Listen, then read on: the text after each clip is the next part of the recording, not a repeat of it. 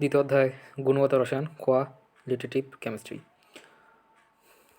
প্রথম অংশ ভূমিকা। এই বিশ্ব প্রকৃতি বিজ্ঞানীদের কাছে দুভাগে বিভক্ত, পদার্থ ও বিকিরণ শক্তির গ্রেডিয়েন্ট এনার্জি। সব পদার্থের গঠনে রয়েছে বিভিন্ন প্রকারের মৌলের পরমাণু। পরমাণুর গঠনে রয়েছে কিছু কণিকা, সব কণিকার আবিষ্কার, শনাক্তকরণ এবং পরমাণুতে এদের বিন্যাসের পরীক্ষা তথ্যের যুক্তি নির্ভর উপস্থাপনা গুণগত রসায়ন অন্তর্ভুক্ত। পরমাণুর সাথে রয়েছে বিকিরণ শক্তি সম্পর্ক, তার আবার সবার প্রকাশ শক্তির তড়িৎ চুম্বকীয় বিকিরণ রশ্মি, যার প্রধান অংশ হচ্ছে সূর্যের আলো। আলোক রশ্মিটা নিজে অদৃশ্য, কিন্তু যে সকল রাশি তার হচ্ছে দৃশ্যমান করে তাদেরকে দৃশ্যমান আলো বলা থেকে। এছাড়াও অনেক দৃশ্য আলো রয়েছে, আইআর রশ্মি, তার হচ্ছে ইউভি রশ্মি, তার হচ্ছে রেডিও তরঙ্গ, এইসব তরঙ্গ তার হচ্ছে বিভিন্নভাবে ব্যবহার করি। অনুরূপভাবে বিভিন্ন তার হচ্ছে পরমাণুর তাপশক্তি এবং অতিরিক্ত হয়ে তার হচ্ছে বর্ণনা সৃষ্টি করেন, যার মাধ্যমে হচ্ছে শনাক্তকরণ সম্ভব হচ্ছে অজৈব হানিকা, তারপর হচ্ছে মূল্য হানিকরণ, তারপর হচ্ছে মাধ্যমে যৌগ পৃথকীকরণ এবং বিশুদ্ধকরণ এবং রাসায়নিক ভৌত পদ্ধতিতে গুণগত রসায়নের অন্তর্ভুক্ত।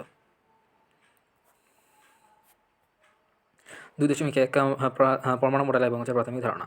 1897 সালে যে থমসন এবং ক্যাথোড রশ্মির উপরে পরীক্ষাগারে ইলেকট্রন আবিষ্কারের পর থেকে পরমাণুর গঠন সম্বন্ধে তার পরীক্ষা নিরীক্ষার নতুন মাত্রা যোগ হয়ে থাকে। 1897 থেকে 1932 খ্রিস্টাব্দ পর্যন্ত বিভিন্ন বিজ্ঞানী পরমাণুর বিভিন্ন পরীক্ষা নিরীক্ষার তথ্য থেকে যে যুক্তি নির্ভর মতবাদ উপস্থাপন করেন তার পরমাণু মডেল নামে পরিচিত।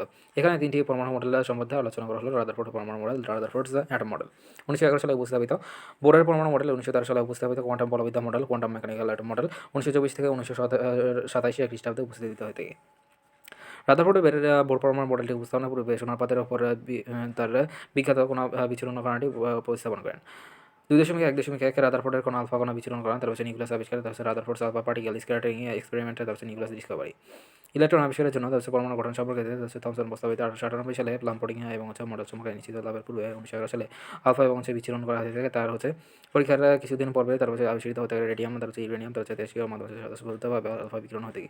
তার হচ্ছে হিলিয়াম, তার হচ্ছে দুটি ইলেকট্রন বের করে নিলে হিলিয়াম নিউক্লিয়াস এবং অবশিষ্ট থাকে আলফা কণা বলে থেকে, এর মাধ্যমে আলফা কণা প্রচণ্ড গতি থাকে। তার হচ্ছে আলফা কণার মাধ্যমে হচ্ছে 1 × 10⁷ তার হচ্ছে মিটার পার সেকেন্ড এবং 2.5 × 10⁷ তার হচ্ছে মিটার পার সেকেন্ড থাকে। আলফা কণা দুটি প্রোটন এবং হচ্ছে দুটি নিউট্রন, 4 হিলিয়াম আয়ন, তার হচ্ছে আলফা কণার ভর সংখ্যা সমান হচ্ছে 4। রাদারফোর্ডের পরীক্ষায় হচ্ছে ব্যবহৃত উপকরণ হচ্ছে সিলিকন মল থেকে নির্গত আলফা কণা, তার হচ্ছে সোনার পাথর থেকে 0.0004 তার হচ্ছে সেন্টিমিটার পুরু, তার হচ্ছে জিঙ্ক সালফেটের আবরণযুক্ত পর্দা।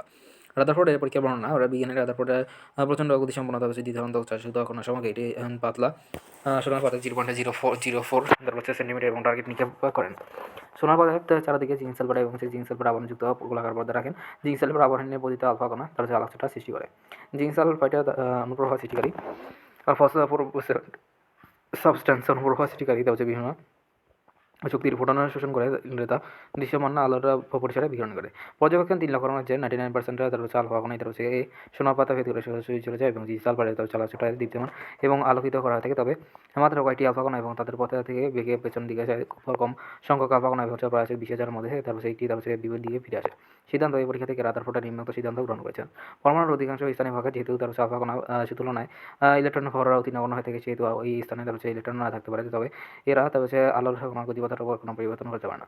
যেহেতু খুব কম সংখ্যক আলফা কণা বিপরীতের দিকে ফিরে আসে, এতে প্রমাণিত হয় যে আলফা কণা সোজাসুজিভাবে এটা অপেক্ষা বহু ভারী এবং কিছুর পর সংঘর্ষ গঠিত হয়ে থাকে এবং তা বিকশিত হয়ে থাকে পরমাণু কেন্দ্রে। পরমাণুটির ভরের সমগ্র পরমাণু ভরের 99.97% এবং অতি ক্ষুদ্র স্থান দখল করেছে। যেহেতু আলফা কণা এবং ধনাত্মক চার্জযুক্ত এবং এক্ষেত্রে বিকশিত হয়ে থাকে, যেহেতু কেন্দ্রটিও ধনাত্মক চার্জযুক্ত হবে এবং ভারী ধনাত্মক এবং চার্জযুক্ত নিউক্লিয়াস নামকরণ করেন।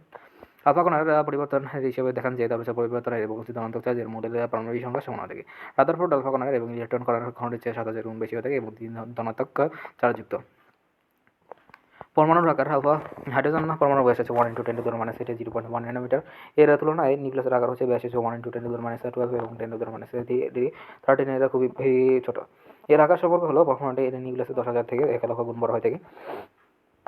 রাদারফোর্ডের পরমাণু মডেল, রাদারফোর্ডস অ্যাটম মডেল, নবম দশম শ্রেণীতে রসায়ন এবং পাঠ্যপুস্তকে রাদারফোর্ডের পরমাণু মডেল এবং পরমাণু মডেল সম্পর্কে কিছু ধারণা পেয়েছে। এখন আমরা উভয় মডেল পরমাণু হিসেবে আবার আলোচনা শুরু করব।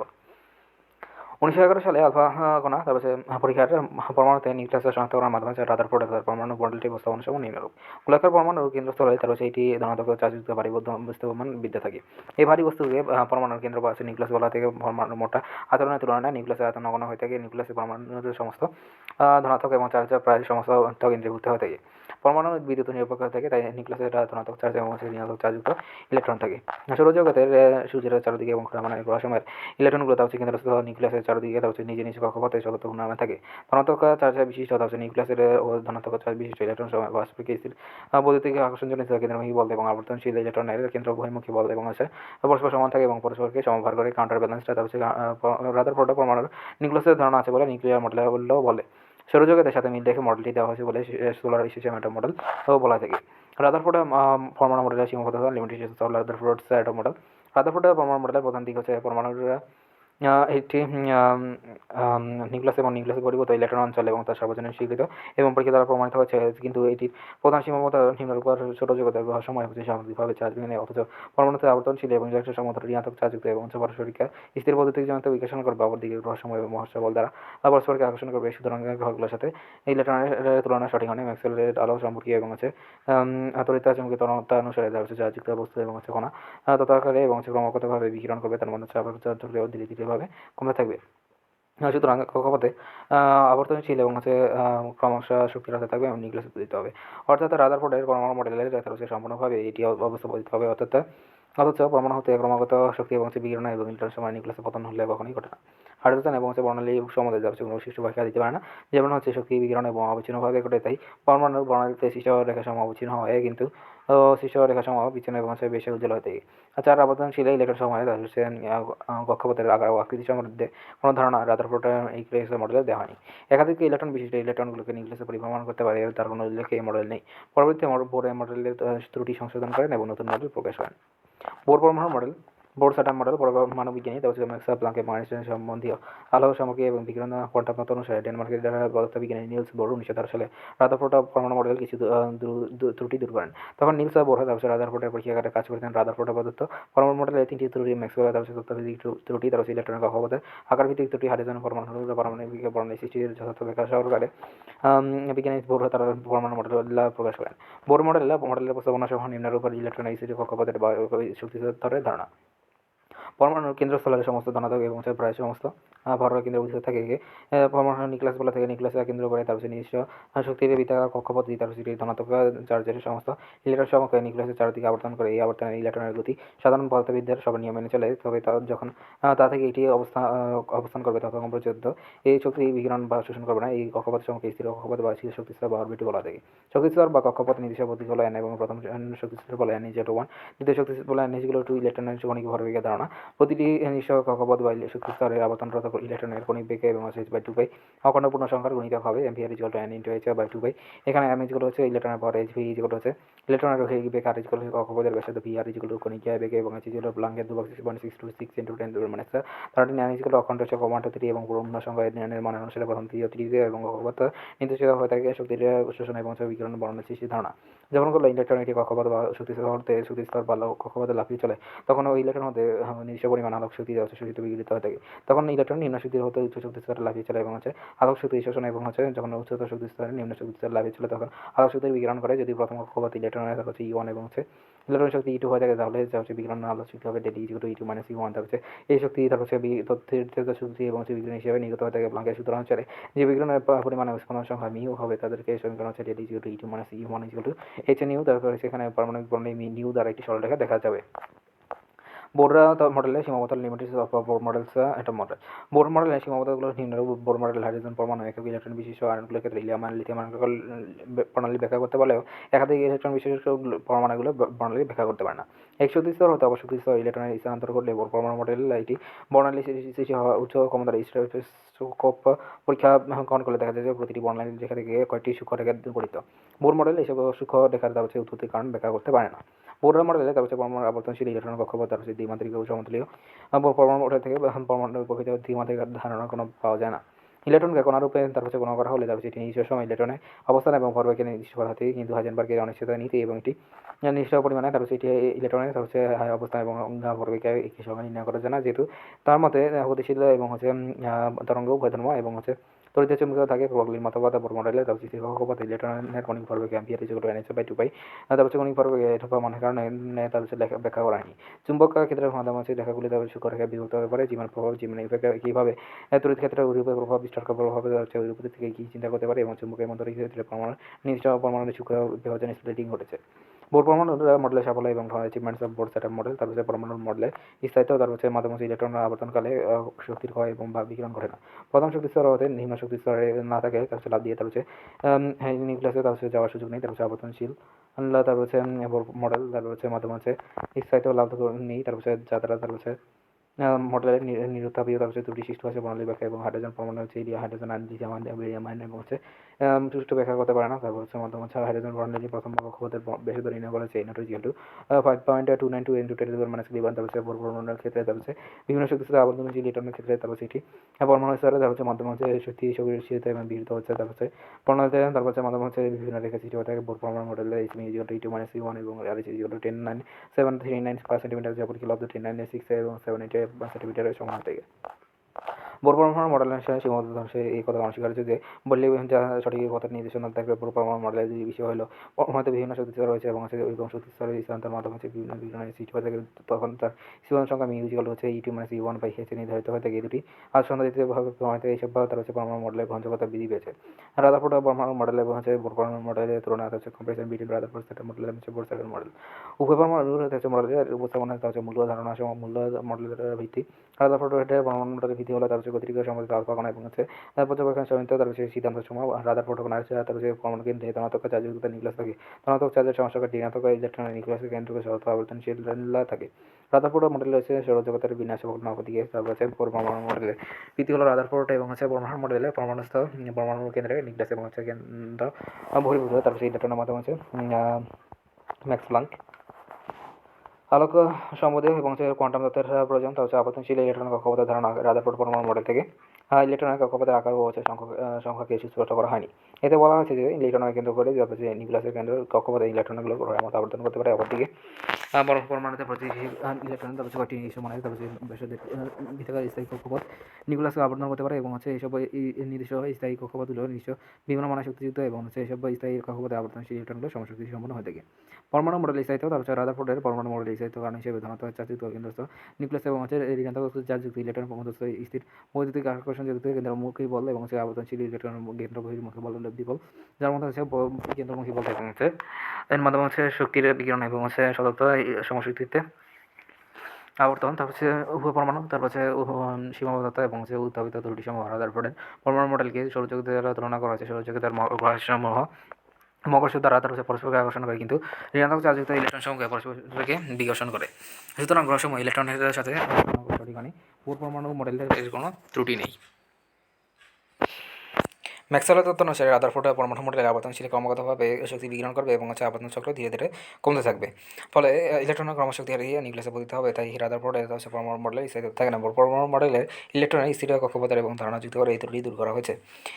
নিউক্লিয়াসের নিকটতম প্রথম কক্ষপথে R=0.529 × 10⁻⁸ সেন্টিমিটার। এরপর থেকে কক্ষপথে না থাকে ইলেকট্রন নিউক্লিয়াসে পতিত হওয়ার কোনো সম্ভাবনা নেই। তাই এই বোর পরমাণু মডেলের স্থায়িত্ব যুক্তিযুক্ত। তারপর রাদারফোর্ড পরমাণু মডেলে পরমাণু দ্বারা সৃষ্ট মডেল এবং কোনো ধারণা দেওয়া হয়নি। কিন্তু বোর পরমাণু মডেলে তারপর বর্ণালী সৃষ্টি সুস্পষ্ট ধারণা দেওয়া হয়েছে। বোর পরমাণু মডেলে স্বীকার্য মতে তারপর ইলেকট্রন তাপশক্তি শোষণ করে উদ্দীপিত তারপর অবস্থায় নিম্ন স্তরে E1 থেকে E2-তে লাফিয়ে চলে এই শক্তি পুনরায় বিকিরণ করে পূর্বের নিম্ন শক্তি স্তরে লাফিয়ে চলে আসে। এরূপে শক্তি শোষণ এবং বিকিরণের মাধ্যমে যথাক্রমে কালো বর্ণ এবং বর্ণালী এবং বিচরণ এবং বিচরণ বর্ণালী সৃষ্টি করে। তখন বিকিরণ হবে ডেল E2-E1 প্লাঙ্কের সমীকরণ মধ্যে সেই বিকিরণের আছে মিউ ডেল E2-E1 মিউ তার অর্থাৎ সৃষ্ট পরমাণু নিউ তার কম্পাঙ্ক বা স্পন্দন না তার সংখ্যা বিশিষ্ট একটি রেখা দিয়ে যাবে। বোর পরমাণু মডেলে তার ইলেকট্রন বিশিষ্ট হাইড্রোজেন পরমাণু সুষ্ঠু ব্যাখ্যা দেওয়া সম্ভব হয়েছে। বহু ইলেকট্রন বিশিষ্ট পরমাণুর সৃষ্ট বর্ণ এবং ব্যাখ্যা দিতে পারে না, কারণ ক্ষেত্রে নিউক্লিয়াসের মধ্যস্থ আকর্ষণ বল এবং ইলেকট্রন হাইড্রোজেন বর্ণালীর তরঙ্গ মিউবারের রিডবার্গের সঙ্গে হতে পারে। এখানে রিডবার্গ কাটে 1.0967 পার মিটার। বিজ্ঞানী হাইড্রোজেন চিত্র বিভিন্ন শক্তিস্তর হতে আবিষ্কার করেন এবং রিডবার্গকে হাইড্রোজেন প্রণালীতে বিভিন্ন বিজ্ঞানী হাইড্রোজেন সিরিজে দেখানো হয়েছে। এই ইলেকট্রন উচ্চ N2 2 3 4 5 6 7 N=1 নিম্ন শক্তিস্তর হতে লাইমান সিরিজের সৃষ্টি হয়ে থাকে। তারপর N2 3 4 5 N=2 হলে বামা সিরিজ N=3 হলে নিম্ন আসলে তারপর প্যাশন সিরিজ এন ইজগুলো 1 হলে এন ইজগুলো 4 হলে ব্র্যাকেট সিরিজ এন ইজগুলো 5 হলে ফান্ড সিরিজটা উৎপন্ন হতে গিয়ে তারপর হচ্ছে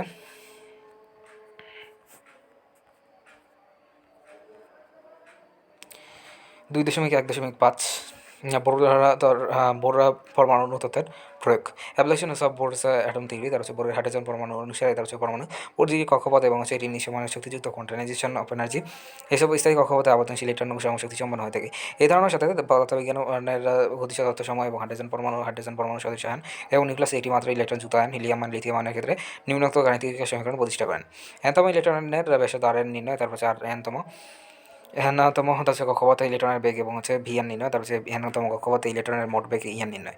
এনতম কক্ষপথের সাথে আর এন নির্ণয় একে মনে করি হাইড্রোজেন পরমাণু তার অনুরূপ কোনো আর এন এর নিউক্লিয়াসের মোট ধনাত্মকের পরিমাণ হলো যে ইন্টু ই তারপর হচ্ছে যে যেগুলো পারমাণবিক সংখ্যা বা প্রোটন সংখ্যা ই যেগুলো রয়েছে প্রোটনের ধনাত্মক চার্জ আছে হাইড্রোজেন যেগুলো রয়েছে একটি ইলেকট্রনের যুক্ত আছে বেলা তার হচ্ছে ঋণাত্মক ইলেকট্রন চার্জ যেগুলো ই তারপর হচ্ছে ধনাত্মক প্রোটন এবং হচ্ছে ঋণাত্মক প্রোটনের ক্ষেত্রে চার্জের পরিমাণ এবং চার্জের প্রকৃতি ভিন্ন হয়ে থাকে এক্ষেত্রে ভর বিশিষ্ট এবং হচ্ছে নিউক্লিয়াসকে কেন্দ্র করে আর ব্যাসার্ধের বিভিন্ন কক্ষপথে তার হচ্ছে ভি বেগে তার হচ্ছে আবর্তন করছে।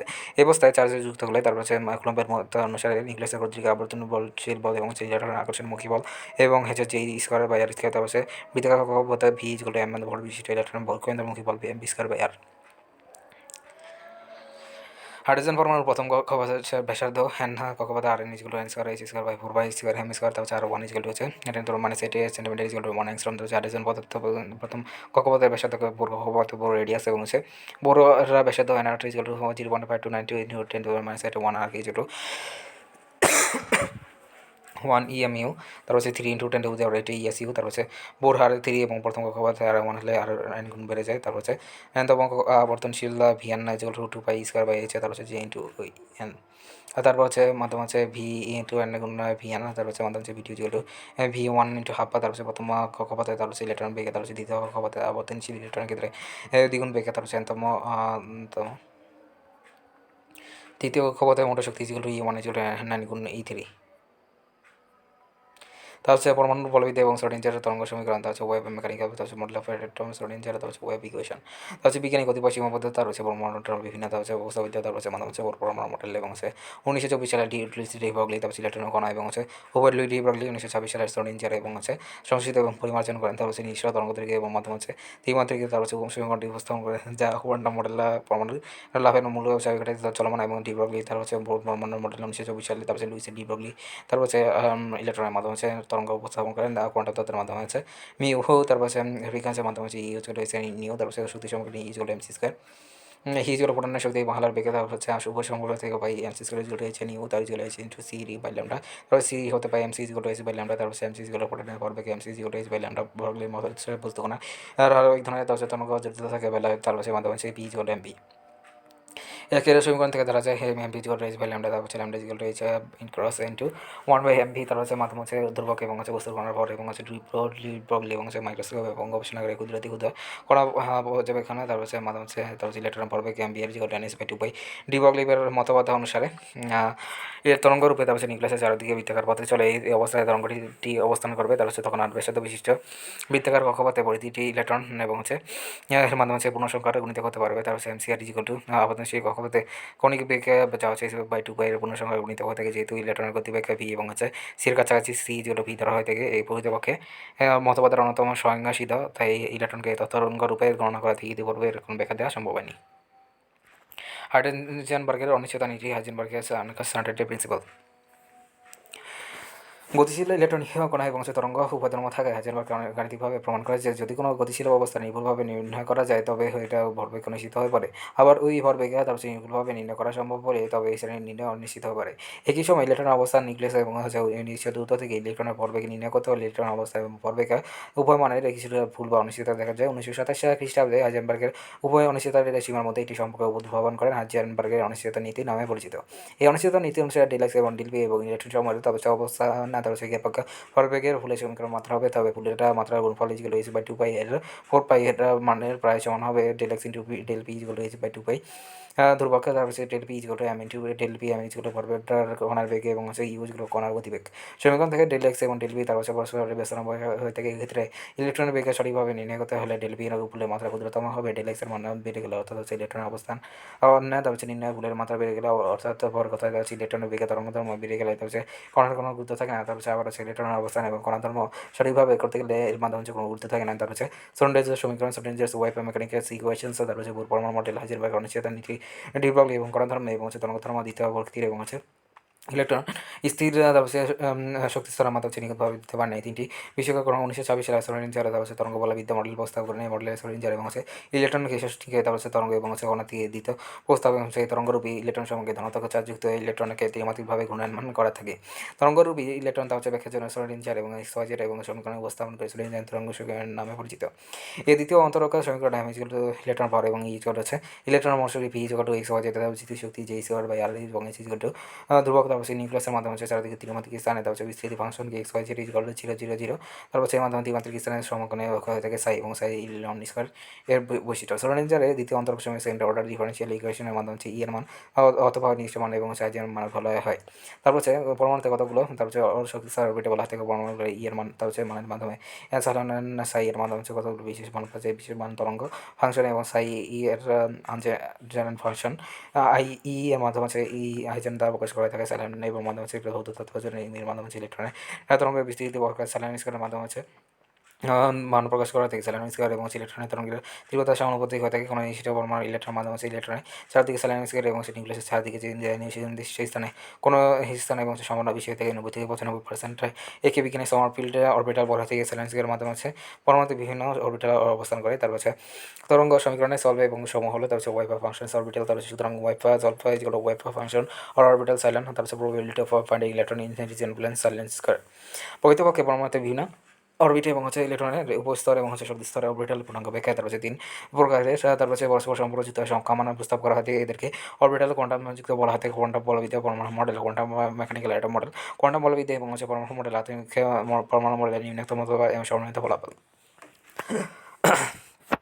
রাদারফোর্ড পদার্থ তারপর পরমাণু মডেল কেন্দ্রস্থলে নিউক্লিয়াসের অস্তিত্ব তারপর 1913 খ্রিস্টাব্দ এবং হচ্ছে ইলেকট্রনের স্থির কক্ষপথ এবং হচ্ছে সদিচ্ছার কক্ষপথ তারপর হচ্ছে নিউক্লিয়াস পদার্থ এবং ইলেকট্রনের সদৃশ এবং হচ্ছে সূক্ষ্ম কণার ধর্ম এবং হচ্ছে তরঙ্গ ধর্ম ওয়েভ প্রপার্টি এবং হচ্ছে ইলেকট্রনের দ্বৈত ধর্ম পার্টিকেল ওয়েভ ডিউয়ালিটি তারপর হচ্ছে ব্রগলি যে lambda equal to H by electron M V তারপর হচ্ছে 2 এইচ ইকুয়াল এন গুণ ল্যামডা তারপর হচ্ছে কোণিক ভর ampere equal to N H গুণ ল্যামডা তারপর হচ্ছে এর মাধ্যমে হচ্ছে সন্নিহিত তরঙ্গ হিসেবে তরঙ্গ বলবিদ্যার সমীকরণ তারপর সাই ইকুয়াল হচ্ছে ইলেকট্রনের তরঙ্গ ফাংশন এবং এম ইকুয়াল টু ইলেকট্রনের পর এইচ ইকুয়াল টু প্লাঙ্কের ধ্রুবক ই ইকুয়াল টু ইলেকট্রন মোট শক্তি ভি ইকুয়াল টু দ্বিমাত্রিক এক্স ওয়াই যেটা তারপর হচ্ছে মনোবিন্দুতে ইলেকট্রনের কোনো স্থির শক্তি জি স্কয়ার তারপর হচ্ছে বিজ্ঞানী হাইজেনবার্গের প্রদত্ত 1927 সালে ইলেকট্রনের তার অরবিটালে অবস্থান এবং পরবেগ সম্পর্কে নিশ্চিত নীতি শিক্ষকতায় তারপর হচ্ছে শ্রোডিঞ্জার সমীকরণ এবং হচ্ছে চতুর্দিকে ইলেকট্রন হ্যামিকের অবস্থান এবং সম্পর্কে এর মাধ্যমে হচ্ছে কোয়ান্টাম বলবিদ্যা এবং হচ্ছে পরিপূর্ণতা লাভের পূর্ণ চাবিকাঠি। এই ত্রিমাত্রিক অনুসারে গাণিতিক সমাধান হচ্ছে 3টি রাশি বা প্যারামিটার এবং হচ্ছে ইলেকট্রনের রাশিমালা তারপর হচ্ছে 90 থেকে 95% হচ্ছে অরবিটালে শক্তিমাত্রা এবং হচ্ছে ত্রিমাত্রিক আকার আকৃতিকে প্রকাশ করা থেকে ইলেকট্রনের সম্পর্কে তারপর হচ্ছে যুক্ত রাশিকে প্যারামিটার কে অরবিটালে কোয়ান্টাম সংখ্যা বলা থেকে তারপর হচ্ছে কোয়ান্টাম সংখ্যা সমূহ তারপর হচ্ছে বিভিন্ন স্তরের ইলেকট্রন ধারণ ক্ষমতা quantum numbers different suborbitals and electron capacities. Quantum সংখ্যা তার হচ্ছে কোয়ান্টাম বলবিদ্যা অনুসারে তার হচ্ছে কক্ষপথ এবং শক্তি স্তরের আকার আকৃতি, কক্ষপথের আকৃতি এবং ইলেকট্রনের ত্রিমাত্রিক বিন্যাস অরিয়েন্টেশন তার মাধ্যমে পরস্পর সম্পর্কযুক্ত 3টি রাশি রয়েছে। এছাড়া পারমাণবিক বর্ণালী সূক্ষ্ম গঠন বিশ্লেষণের জন্য ইলেকট্রন অক্ষর পূর্ণাঙ্গ এবং চতুর্থ রাশি এবং চার রাশিকে কোয়ান্টাম সংখ্যা বলা থেকে 4টা রাশিকে এবং প্রতিটি আবর্তনশীল এবং হচ্ছে মাধ্যমে পূর্ণাঙ্গ বর্ণালীতে যে 4টি কোয়ান্টাম সংখ্যা নাম হলো প্রধান কোয়ান্টাম সংখ্যা N principal quantum number azimuthal সহকারী অ্যাজিমুথাল সাবসিডিয়ারি কোয়ান্টাম নাম্বার চুম্বকীয় ম্যাগনেটিক কোয়ান্টাম নাম্বার কোয়ান্টাম সংখ্যা স্পিন কোয়ান্টাম নাম্বার। প্রধান কোয়ান্টাম সংখ্যা এন তার পরমাণু অনুসারে তার ইলেকট্রন নিউক্লিয়াসকে কেন্দ্র করে তার বৃত্তাকার অরবিটে এবং শক্তিস্তর পরিবর্তন করা হয়। প্রধান কোয়ান্টাম সংখ্যা অরবিটাল এবং হচ্ছে শক্তিস্তর আকার এবং হচ্ছে বোর প্রধান কোয়ান্টাম সংখ্যা এনের ধারণা প্রস্তাব করেন। প্রধান কোয়ান্টাম সংখ্যা এনের 1 2 3 4 এবং এনের মান বৃদ্ধির সাথে সাথে শক্তি বাড়ে এবং সে সাথে নিউক্লিয়াসের কক্ষপথের দ্রুত বাড়ে। এন ইজ ইকুয়াল টু 1 হলে প্রথম শক্তি স্তর গ্যাস এবং এন ইজ ইকুয়াল টু 2 হলে দ্বিতীয় শক্তি স্তর এন ইজ ইকুয়াল টু 3 হলে তৃতীয় শক্তি স্তর এম এল চতুর্থ শক্তি স্তর এল সেল হতে যে কোনো প্রধান শক্তি স্তর সব হচ্ছে ইলেকট্রন এন 2 এন স্কয়ার। তা হচ্ছে প্রধান কোয়ান্টাম সংখ্যা এন এবং ইলেকট্রনের শক্তি স্তর থাকে তা হচ্ছে ইলেকট্রনের শক্তি এবং নিউক্লিয়াসের দূরত্ব থেকে বোঝা যায়। অ্যাজিমুথল বা সহকারী কোয়ান্টাম সংখ্যা পরমাণুতে ইলেকট্রন আবর্তের জন্য প্রতিটি প্রধান শক্তি স্তর এবং সেটি নিজস্ব উপশক্তি স্তরে বিভক্ত থাকে। প্রতিটি অরবিটাল তার শক্তি স্তরে যে উপশক্তি স্তরে রয়েছে তার কিছুর জন্য সহকারী কোয়ান্টাম সংখ্যা ব্যবহৃত হয়ে থাকে। এটিকে অরবিটাল কোয়ান্টাম সংখ্যা বা সমারফিল্ড কোয়ান্টাম সংখ্যা বলে থাকে। বিজ্ঞানী সমারফিল্ডের সহকারী কোয়ান্টাম সংখ্যা সম্পর্কে প্রথম ধারণা দেন। সহকারী কোয়ান্টাম সংখ্যা এল দ্বারা প্রকাশ করা হয় থেকে কোনো বিজ্ঞানী এল দ্বারা কৌণিক ভরবেগ এবং 0 থেকে -1 পর্যন্ত হয়ে থাকে। তারপর এর মান উপশক্তি স্তর আকৃতি নির্ধারিত হয়। এর মান 0, 1, 2, 3 এবং এসপিডিএফ দ্বারা চিহ্নিত করা থাকে। এসব উপস্থিত ইলেকট্রনগুলোকে এসপিডিএফ তারপর ইলেকট্রন বলা থেকে প্রদান করা হয়। এবং এল হলে নির্ভর সংখ্যা নিম্নোক্ত উপশক্তি স্তর অরবিটালে পরমাণু থেকে L = 0 উপশক্তি স্তরে নামের উৎস তারপর 8টা বর্ণালী রেখে এবং বিজ্ঞানীরা তীক্ষ্ণ এবং শার্প এবং প্রিন্সিপাল পর্যন্ত এবং ডিফিউজ এবং ফান্ডামেন্টাল এসপিডিএফ দ্বারা এর মান 0, 1, 2, 3 নিশ্চিত করেন। তারপর বিজ্ঞানী সমারফিল্ড এবং ইলেকট্রন সমারের জন্য বর্ডার তারপর সেই প্রধান শক্তি স্তর উপবৃত্তাকার প্রভৃতির তারপর উপশক্তি স্তরের প্রধান প্রস্তাব করেন চুম্বকীয় কোয়ান্টাম সংখ্যা এবং পরমাণুর কেন্দ্রে ধনাত্মক চার্জযুক্ত নিউক্লিয়াস এবং কক্ষপথে ঋণাত্মক চার্জযুক্ত ইলেকট্রনের জন্য একটি বিদ্যুৎ ক্ষেত্র এবং প্রভাবে চুম্বক ক্ষেত্রের সৃষ্টি করে থাকে। এই চুম্বক ক্ষেত্রের প্রভাবে ইলেকট্রনের বিভিন্ন অরবিটাল দ্বিমাত্রিক স্থিতি ওরিয়েন্টেশন ঘটে। বিজ্ঞানী জিম্যান এবং চুম্বকীয় কোয়ান্টাম সংখ্যা এবং দ্বারা হয়ে থাকে হেলার উপর নির্ভরশীল হয়ে থাকে প্লাস এল থেকে -L হতে পারে। তার প্রতি এলের মান প্লাস 1 সংখ্যক মান থাকে। এম এর মোটর এবং চতুর্থ মোটর অরবিটাল সংখ্যা বোঝায়।